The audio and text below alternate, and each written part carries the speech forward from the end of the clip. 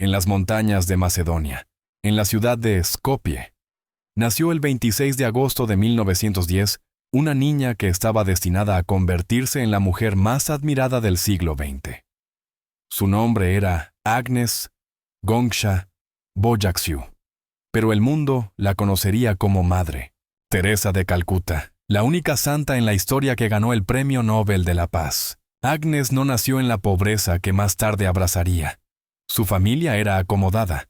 Su padre, Nicole Bojaxiu, era un próspero comerciante y constructor albanés, y su madre, Dranafile Bernay, provenía de una familia de terratenientes. Vivían en una hermosa casa de 2 pisos en el centro de Skopje. Tenían sirvientes. Y Agnes creció con todos los privilegios que el dinero podía comprar. Agnes es especial, le decía Dranafile a su esposo mientras observaba a su hija menor jugando en el jardín. Mira cómo cuida a los gatos abandonados, cómo comparte su comida con los niños pobres del vecindario. Hay algo diferente en ella. Desde muy pequeña, Agnes mostró una compasión extraordinaria hacia los menos afortunados. Cuando tenía apenas 5 años, ya insistía en que su madre invitara a cenar a las familias pobres del barrio. «Mamá», le decía Agnes tirando de la falda de Dranafile, «la señora Marija no tiene que dar de comer a sus hijos hoy. ¿Podemos compartir nuestra cena con ellos?» «Hija», le respondía su madre, «siempre pensamos en los demás, pero nosotros también necesitamos comer. Pero Jesús dijo que cuando alimentamos a los hambrientos, lo alimentamos a Él». Insistía la pequeña Agnes con una sabiduría impropia de su edad. Esta sensibilidad hacia el sufrimiento ajeno definiría toda la vida de la futura Madre Teresa. Cuando Agnes tenía apenas 8 años, ocurrió la tragedia que cambiaría para siempre el rumbo de su vida. Su padre Nicolás murió repentinamente durante un viaje de negocios. Las circunstancias de su muerte fueron misteriosas. Algunos decían que había sido envenenado por motivos políticos, otros que había sufrido un ataque al corazón. Lo que era seguro es que con la muerte del padre, la familia Bojaxiu pasó de la prosperidad a la pobreza casi de la noche a la mañana. Los socios comerciales de Nicolás se apoderaron de sus bienes, y Dranafile se encontró viuda con 3 hijos y sin recursos para mantenerlos.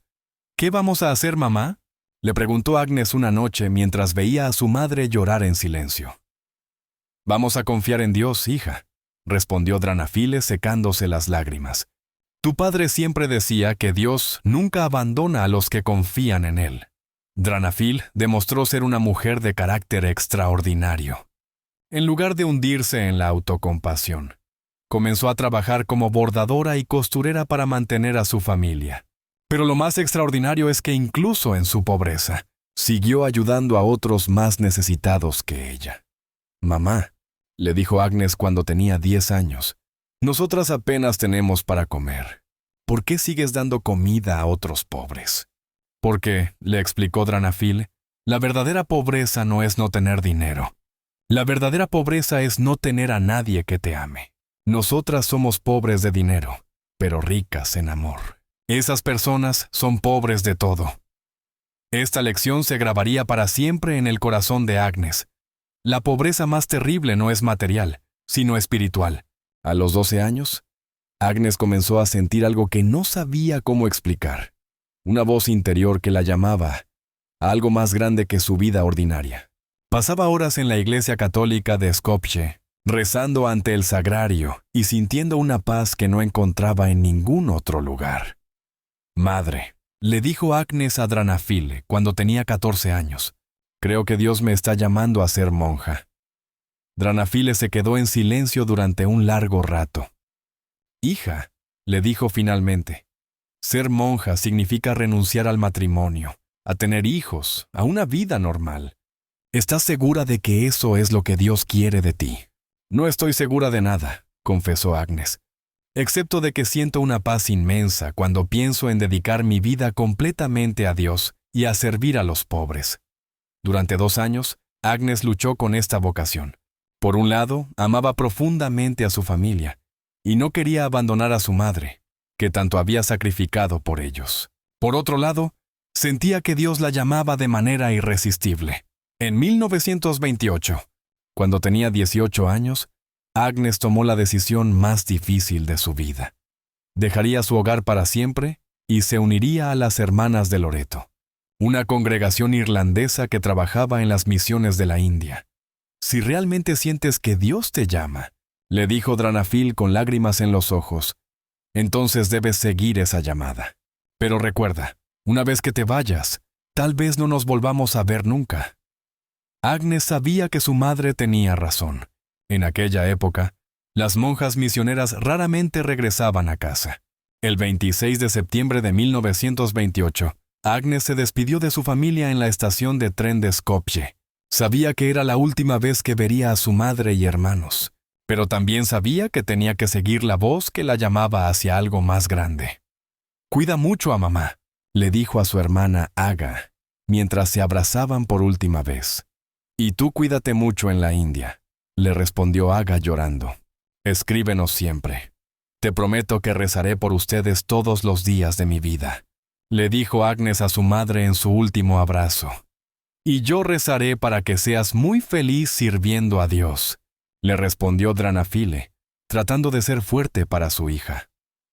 El tren se alejó lentamente de la estación, llevándose a la joven Agnes hacia un destino que ella misma no podía imaginar completamente. No sabía que nunca más volvería a ver a su familia, ni que su nombre se convertiría en sinónimo de caridad y compasión en todo el mundo. Agnes llegó primero a Dublín, Irlanda, donde las Hermanas de Loreto tenían su casa madre. Allí pasó 6 semanas aprendiendo inglés, estudiando la regla de la congregación y preparándose para su nueva vida como religiosa.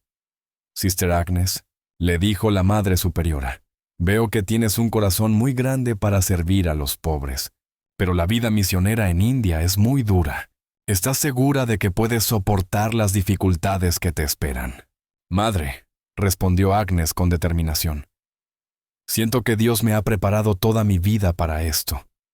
Mi familia perdió todo cuando era niña, he visto la pobreza de cerca, y siento que puedo entender el sufrimiento de otros». En Dublín, Agnes tomó el nombre religioso de Hermana Teresa, en honor a Santa Teresa de Lisieux, la pequeña flor, que había muerto a los 24 años después de una vida de santidad extraordinaria. «Me gusta ese nombre», le escribió a su madre. «Santa Teresa dijo que quería pasar su cielo haciendo el bien en la tierra. Yo también quiero hacer eso». El 1 de diciembre de 1928, Agnes, ahora Hermana Teresa, se embarcó hacia la India junto con otras 5 monjas. El viaje en barco duró 5 semanas. Y durante todo el trayecto, Teresa sintió una mezcla de emoción y terror ante lo que la esperaba. El 6 de enero de 1929, Hermana Teresa llegó al puerto de Calcuta y experimentó el shock más grande de su vida. Había crecido pobre en Macedonia, pero nada la había preparado para la pobreza extrema que encontró en las calles de Calcuta. Miles de personas vivían literalmente en las aceras. Niños desnutridos pedían limosna con ojos enormes y vientres hinchados. Enfermos agonizaban en las esquinas sin que nadie les prestara atención. El olor a miseria, enfermedad y muerte impregnaba el aire. «Dios mío», murmuró Teresa mientras caminaba por las calles hacia el convento de Loreto. «¿Cómo es posible que exista tanto sufrimiento en el mundo?». Pero en lugar de sentirse abrumada por la magnitud de la pobreza, Teresa sintió que su corazón se encendía con una determinación que no había sentido nunca. «Esta es la razón por la que vine», se dijo a sí misma. «Esta es la gente a la que Dios me ha enviado a servir». En el convento de Loreto en Entali, un suburbio de Calcuta, Teresa comenzó su formación como maestra. Las Hermanas de Loreto dirigían una de las mejores escuelas para niñas de clase media alta de Calcuta, completamente aislada de la pobreza de las calles. «Hermana Teresa», le explicó la directora, «nuestra misión aquí es educar a las hijas de las familias acomodadas.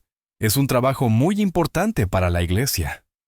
Teresa aceptó su asignación obedientemente, pero cada vez que salía del convento y veía la pobreza de las calles, sentía que algo no estaba completo en su vocación.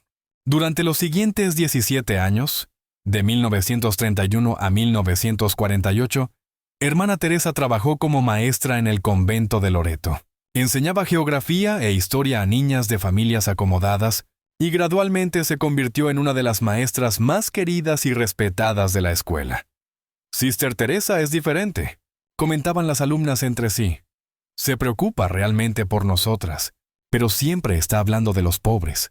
Teresa había hecho los votos perpetuos en 1937, convirtiéndose oficialmente en Madre Teresa. Era feliz en su trabajo, amaba a sus estudiantes y había encontrado una rutina tranquila y segura en el convento, pero había algo que la inquietaba profundamente, la contradicción entre la vida cómoda del convento y la miseria absoluta que veía cada día en las calles de Calcuta.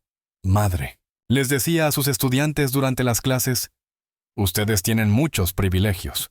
Nunca olviden que hay miles de niñas de su edad que no tienen qué comer, que no pueden ir a la escuela, que duermen en las calles. ¿Por qué no podemos ayudarlas? Pues le preguntó una vez una de sus alumnas. Porque, respondió Teresa tristemente, nuestra regla nos obliga a permanecer dentro del convento. Solo podemos ayudar desde aquí. Pero Teresa sentía cada vez más fuertemente que Dios la llamaba a algo más radical, a salir de los muros del convento y servir directamente a los más pobres entre los pobres. El 10 de septiembre de 1946, Madre Teresa estaba en un tren hacia Darjeeling para hacer sus ejercicios espirituales anuales, cuando ocurrió lo que ella después describiría como el segundo llamado, una experiencia mística que cambiaría no solo su vida, sino la historia de la caridad moderna. Durante el viaje, Teresa experimentó lo que ella describió como una conversación directa con Jesucristo. No fue una visión visual, sino una comunicación interior tan clara y poderosa que no dejaba lugar a dudas. Teresa sintió que Jesús le decía, quiero que dejes el convento y trabajes entre los más pobres de los pobres. Ellos me necesitan. Ellos te necesitan. Pero Señor, respondió Teresa en su corazón, soy feliz aquí en Loreto. Tengo una vida segura. Mis estudiantes me quieren. Mis hermanas me respetan. ¿Por qué tendría que dejarlo todo? Porque los pobres de Calcuta están muriendo sin amor, sin dignidad, sin esperanza. Quiero que tú seas mis manos para tocarlos, mis ojos para verlos, mi corazón para amarlos. Teresa sintió que estas palabras se grababan a fuego en su alma. Sabía, con una certeza absoluta, que Dios la estaba llamando a abandonar la seguridad del convento para trabajar en los barrios más miserables de Calcuta. ¿Pero cómo voy a hacer eso, Señor?, preguntó. No tengo dinero, no tengo experiencia médica, no conozco realmente la pobreza extrema. Yo te enseñaré, sintió que Jesús le respondía.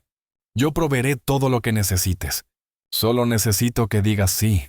Cuando Teresa regresó a Calcuta después de sus ejercicios espirituales, sabía que tenía que tomar la decisión más difícil de su vida religiosa. Pedir permiso para dejar el convento de Loreto y trabajar independientemente entre los pobres.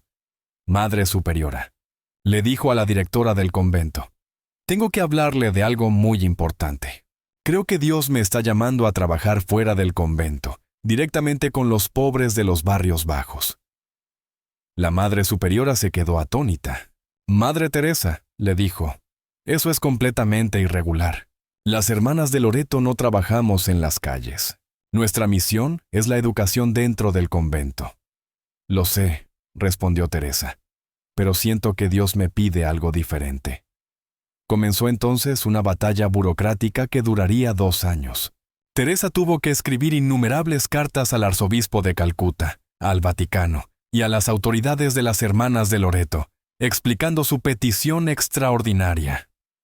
Es una locura, decían muchos. Una monja europea no puede sobrevivir sola en los barrios más peligrosos de Calcuta. Se va a morir en menos de un mes. Pero Teresa persistía. No es mi voluntad, escribía en sus cartas. Es la voluntad de Dios. Él me dará la fuerza y los medios necesarios. Finalmente, después de 2 años de trámites y oración, el Papa Pío XII concedió a Madre Teresa el permiso excepcional para dejar la vida conventual tradicional y trabajar como religiosa independiente entre los más pobres. El 16 de agosto de 1948, Madre Teresa se quitó el hábito negro de las hermanas de Loreto y se puso un sari blanco con bordes azules, el uniforme más barato que pudo encontrar, y salió sola a las calles de Calcuta. Tenía 38 años, 5 rupias en el bolsillo, y una fe inquebrantable en que Dios la guiaría en su nueva misión. No sabía que estaba a punto de comenzar una revolución de amor que la llevaría al premio Nobel y la convertiría en la mujer más admirada del siglo XX. El 16 de agosto de 1948, Madre Teresa salió por primera vez del convento de Loreto, vestida con un simple sari blanco con bordes azules, llevando solo 5 rupias en el bolsillo y una determinación que movería montañas. Su primer destino fue Moti Hill, uno de los barrios más miserables de Calcuta, donde la pobreza había alcanzado niveles que desafiaban la imaginación humana. Las calles estaban llenas de personas agonizantes, niños abandonados comiendo basura y enfermos que se arrastraban pidiendo ayuda. ¿Qué estoy haciendo aquí?, y se preguntó Teresa la primera noche, mientras intentaba dormir en una pequeña habitación que había alquilado por 2 rupias. No tengo experiencia médica, no conozco el idioma bengalí, no tengo dinero. ¿Cómo voy a ayudar a toda esta gente? Pero al amanecer, cuando salió nuevamente a las calles y vio a una mujer muriendo sola en una alcantarilla, Teresa sintió que su corazón se encendía con una fuerza sobrenatural. Jesús, oró mientras se arrodillaba junto a la moribunda. Tú me dijiste que vendría aquí. Ayúdame a hacer tus manos para esta mujer. Teresa limpió las heridas de la mujer con su propio sari, le dio agua, y se quedó con ella hasta que murió. Fue su primera experiencia directa con lo que se convertiría en su misión principal: ayudar a los más pobres a morir con dignidad. Teresa comenzó su trabajo de la manera más simple posible, enseñando a los niños pobres del barrio. Sin dinero para alquilar un local, convirtió un espacio abierto entre 2 edificios en su primera escuela.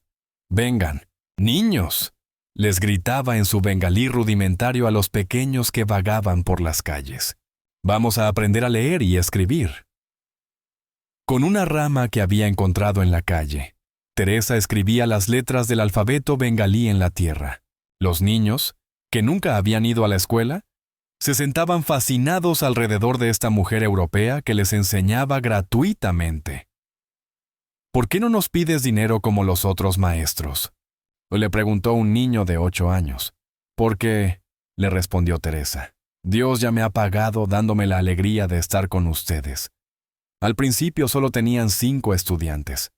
En una semana eran 15. En un mes, más de 50 niños venían diariamente a la Escuela del Cielo Abierto de Madre Teresa. «Necesito ayuda», le escribió a su antigua superiora en Loreto. «Hay demasiados niños y solo tengo 2 manos». La respuesta llegó de una manera inesperada. Shubhashini Das, una de sus exalumnas de la escuela de Loreto, se presentó un día en el barrio pobre donde trabajaba Teresa. «Madre Teresa», le dijo la joven bengalí, «he venido a ayudarla. Quiero trabajar con los pobres como usted». «Hija», le respondió Teresa, «este trabajo es muy duro. No hay comodidades, no hay seguridad, y a veces ni siquiera hay comida». «Lo sé», insistió Shubhashini, «pero siento que Dios me llama a esto».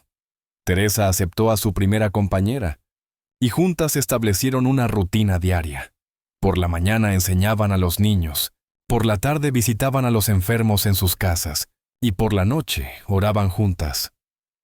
Pronto se les unieron otras jóvenes, Magdalena Gómez, que tomó el nombre de hermana Agnes, y Dorothy Blacksall, que se convirtió en hermana Gertrude. En 1950, Teresa recibió permiso del Vaticano para establecer oficialmente la Congregación de las Misioneras de la Caridad. «Nuestro voto especial», explicaba Teresa a las nuevas postulantes, «será servir a los más pobres entre los pobres con amor alegre». El uniforme era simple, un sari blanco con 3 franjas azules, representando los votos de pobreza, castidad y obediencia, sandalias baratas y un crucifijo de metal. En 1952, Teresa se enfrentó al problema que más la obsesionaba: las personas que morían solas y abandonadas en las calles de Calcuta. Cada día veía a decenas de seres humanos agonizando en las aceras, sin que nadie les prestara atención. No es justo, le decía a las autoridades municipales, que las personas mueran como animales en las calles. Todo ser humano merece morir con dignidad. Después de meses de negociaciones, el gobierno le concedió el uso de un edificio abandonado cerca del templo de Kali, la diosa hindú de la destrucción. Teresa lo convirtió en el Nirmal Hriday, hogar del corazón puro, el primer hospicio gratuito para moribundos desamparados del mundo. Aquí, explicaba Teresa a los voluntarios, no vamos a curar a nadie, vamos a ayudar a las personas a morir sintiéndose amadas. La primera residente fue una mujer anciana que Teresa encontró medio comida por ratas en un callejón. La limpió, la vistió con ropas limpias, le dio de comer y se quedó con ella hasta que murió unas horas después. Gracias, le susurró la anciana antes de morir. Toda mi vida he sido basura para todos. Tú me has hecho sentir como una reina. En ese momento, Teresa comprendió completamente su misión. No era solo salvar vidas, sino devolver la dignidad humana a quienes el mundo había desechado. Con el crecimiento de su obra, Teresa comenzó a enfrentar críticas que la acompañarían toda su vida. La principal acusación era que aprovechaba la vulnerabilidad de los moribundos para convertirlos al cristianismo. Madre Teresa bautiza a los hinduistas cuando están inconscientes. La acusaron líderes religiosos hindúes. Está usando la caridad para hacer proselitismo. Teresa nunca negó completamente estas acusaciones. Ayudo a los hinduistas a convertirse en mejores hinduistas, a los musulmanes en mejores musulmanes y a los católicos en mejores católicos, declaraba. Pero si alguien me pide el bautismo en sus últimos momentos, no se lo voy a negar. Otras críticas apuntaban a la calidad de la atención médica en sus centros. Los pacientes no reciben tratamientos médicos adecuados, denunciaban algunos médicos. Madre Teresa cree más en la oración que en la medicina. Mi trabajo no es curar, respondía Teresa, sino amar. Los hospitales ya se encargan de curar. Yo me encargo de los que los hospitales descartan. Estas controversias, lejos de dañar su reputación, aumentaron su fama mundial. Los medios internacionales comenzaron a prestar atención a esta pequeña monja que desafiaba las convenciones sociales y religiosas. En los años 1960, la obra de Madre Teresa comenzó a expandirse fuera de la India. Estableció casas en Venezuela, Tanzania, Australia y gradualmente en los 5 continentes. Los pobres no están solo en Calcuta, decía Teresa cuando le preguntaban por qué expandía su obra. En Nueva York hay pobres, en Roma hay pobres. En todas partes hay gente que necesita amor. En 1971, cuando abrió una casa en el Bronx, Nueva York, Teresa causó sensación al declarar: «He encontrado pobreza aquí que es peor que la de Calcuta. En Calcuta los pobres mueren en las calles, pero mueren sabiendo que alguien los ama. En Nueva York, los pobres mueren solos y abandonados por sus propias familias».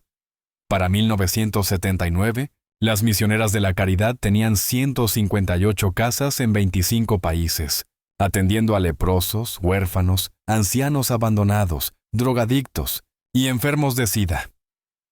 Teresa había creado una revolución silenciosa de amor que se extendía por todo el mundo.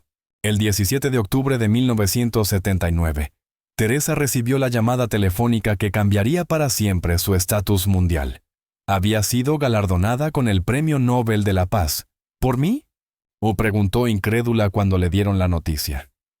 Yo solo hago lo que cualquier persona que ama a Dios haría.